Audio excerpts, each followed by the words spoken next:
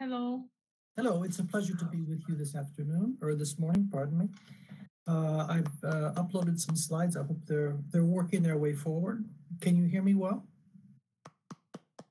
Yes, we can hear you well. Okay. So what I'd like to do today is just share with you, and I really want to thank the other speakers before me. They've provided some excellent input, and I hope that I can just provide you some additional and ways to see this issue and some marginal value. Um, I am an economist. With respect to this teaching and learning revolution underway. And I thought that I would ask the Socratic question, I would say, of what revolution is underway and what is it all about. So let's take a quick look at how I've done this. And I want to let you know to start with, I have worked a very long time, the last 20 years, in both adult education and education for higher education, for undergraduate and graduate students. So I've taken time to investigate the link between executive education or adult education and education of children. So I've studied andragogy as well as pedagogy. And I want to share with you some reflections that we're making at Audencia and other institutions, and some of the research I've been doing in the past several months. First off, I'd like to bring into question: is there a revolution? In reality, what we're seeing is that pedagogy has really not that much. The science of education, the science of learning, has not evolved that much.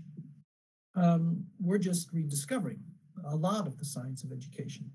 And the science of education, whether it be through the works of Kolb and others, been around for a long time. And what's happened is that we are suffering from or going through a big change in the context. We are suffering from the COVID situation. We are developing new and new technologies.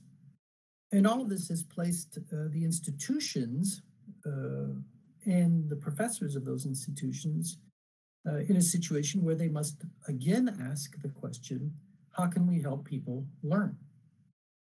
And how do we solve the learning question given the context we're in? So what worked for so long, or what seemed to work for so long, may not work anymore. The technology is changing, the context is changing, we're all sitting around behind our screens, and our students are at home. So how do we do it? But again, science behind the answer has evolved very little. The technology has evolved. Science has, and I've put on the screen here an example where we had student feedback systems years and years and years ago. And suddenly we're rediscovering feedback systems, Kahoot and Socrative and WooClap and other tools. These are just new tools being applied to student interaction and use of interaction to create engagement and motivation and learning. Those are the basics.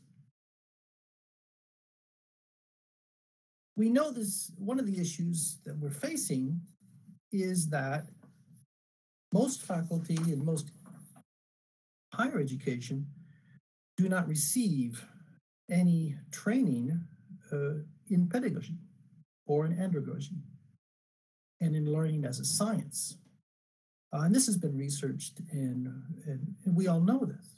We know that we prepare as faculty people to take jobs and develop their skills to take on the job of, marketing and finance and whatever. But ourselves as professors, we have undergone very little education in the science of education and being a professor. I'm always amazed when I give workshops on learning design with faculty, how many people don't know the works of David Kolb, learning preferences, the works of Vygotsky, in zone of proximal development, the role of scaffolded learning by Piaget, the role of the work of Knowles, the work of Dewey, etc., and how we apply the science in the knowledge of our predecessors to the problems we face today. As professors, we learn continuously. As professors, we go out and we read and we study and we converse and we discuss. And we use the basics of experiential learning, of applied learning, of trial and error, of gathering evidence, of solving problems to learn ourselves. And yet we don't, or we have a hard time in many instances, applying these basics of how we learn as adults to our own participants. Tend to fall back on the way we learned at the university and not the way we actually learn ourselves with our participants. It's an issue we're aware of. We've known this for a long time. It's been researched that pedagogy or andragogy for adults is not something that's really taught or discussed or developed as we move towards a PhD field that we're in. And we're just asked to go in and teach. So where's the revolution? Well, so I started looking at, the revolution that's going on and what's happening in learning today and education. And the first thing that jumps out at you when you study learning and education over time is that there's this magical point, we'll call it, the point of enlightenment between, and it separates what I'll call a before and after period. Before this point of enlightenment, we have face-to-face education. Faculty play a critical role. We get comments about, students and faculty say nothing can replace face-to-face education in this phase. Students are saying that they need feedback from faculty to learn. Position that online education is second best. It's not good or not as good as face-to-face. Students tell us that they need help being motivated and they need to tell them, we need to tell them what to do.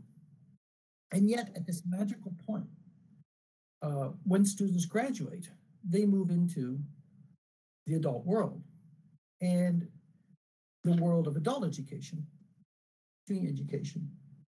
And after this magical point, what do we see? We expect our students to be self-directed learners, to learn by themselves and share their knowledge when they come into companies, to self-manage their own learning, to manage their own career with their own learning, to fix their own learning objectives, to regulate their own learning, to measure their own success. This magical point. And so the problem that I see it is that, well, we expect that this shift works. Doesn't work. Today, when you ask experts in learning and development in organizations, in the world of corporate learning, they tell us, as well as the employees, overwhelmingly, that employees and thus learners in the organizations do not have skills when they arrive to be self-directed learners. They have relied on us as faculty members to tell them what to do, tell them how to fix their learning objectives, to give them the resources, to give them guidance step by step. Some will say spoon feeding them their learning process. And we haven't accompanied them appropriately to develop these self-directed learning skills. So the face-to-face approach we've had in the past and the educational approaches many institutions have had in the past wasn't working very well anyways. We weren't giving our students the ability to be self-directed. We weren't advancing their self-directed skills over time as they progressed through our programs. Now, this has just been exacerbated by the COVID situation. A recent study of graduate students in French schools in French graduate schools in engineering and business showed us that concentration levels were cut in half. Okay, we have students more and more complaining that during the COVID crisis, they're unable to concentrate.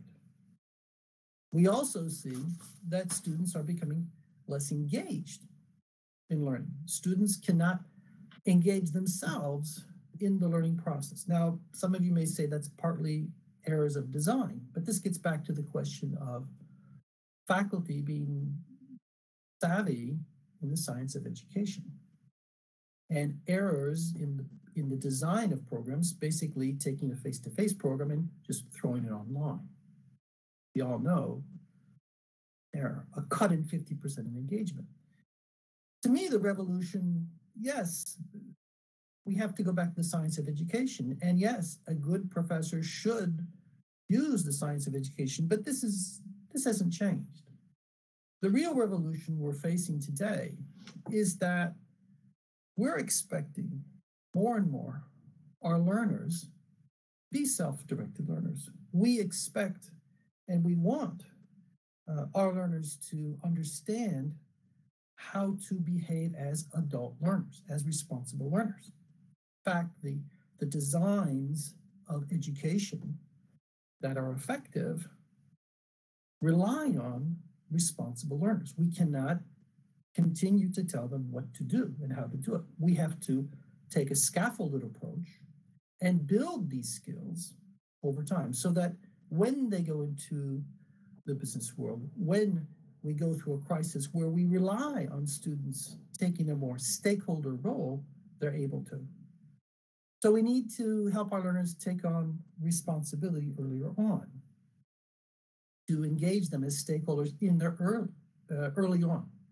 We need to have them make choices and measure their own progress and make choices about how they learn. We also need to reflect on how we as an organization facilitate the development of these skills.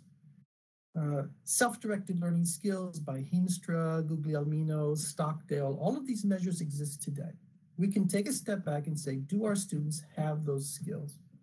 And yet very few institutions measure their success in developing learning skills over the time period of a program.